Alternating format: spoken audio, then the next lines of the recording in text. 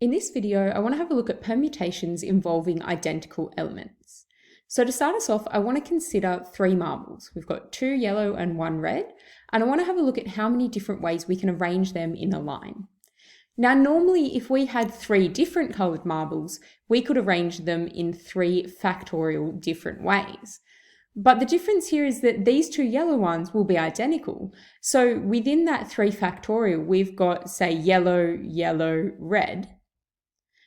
Let's call them yellow 1 and yellow 2 for a moment.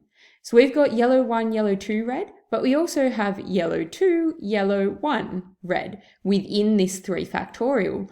But to the naked eye, because these aren't actually labelled, these 2 arrangements are identical. So what's happened is that we've actually overcounted. So to fix that, we would have to divide by the number of ways we can arrange these identical elements. So if we have 2 items, we can arrange them in 2 factorial different ways. So we're going to have 3 factorial as the total number of arrangements of 3 objects, divided by how many ways we can arrange those identical objects.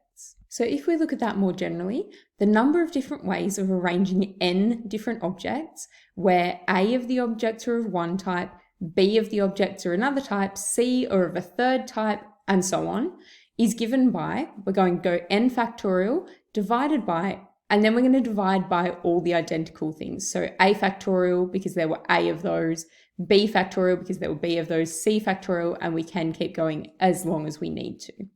Let's have a look at a few examples. So our first example asks us to find the number of the ways the letters in the word Antarctica can be arranged. So first up, we know that there are 10 letters in that word. If they were all 10 distinct letters, we would have 10 factorial different ways of arranging them.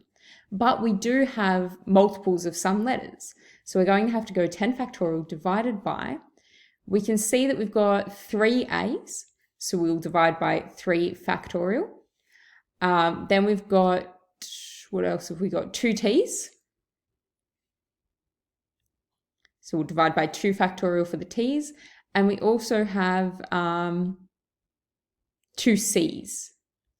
So we'll divide by 2 factorial again to get rid of the C's. So this division is getting rid of all those repetitions, all of those redundant cases that 10 factorial is counting.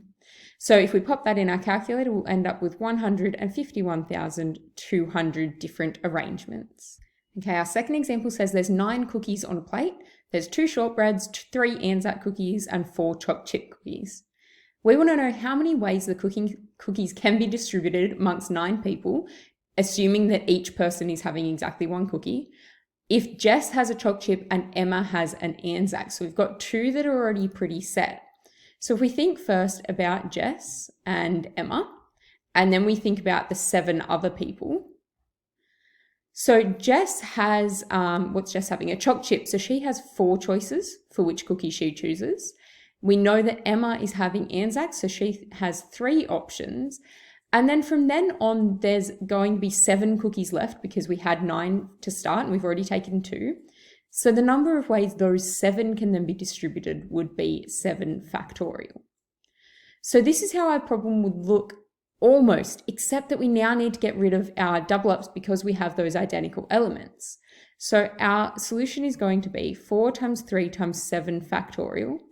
And then we have to divide by those repetitions. So we had 4 chocolate chips, we had 3 Anzac cookies, and we had 2 shortbreads.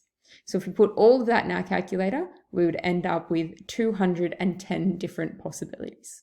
So that's having a look at permutations with identical elements.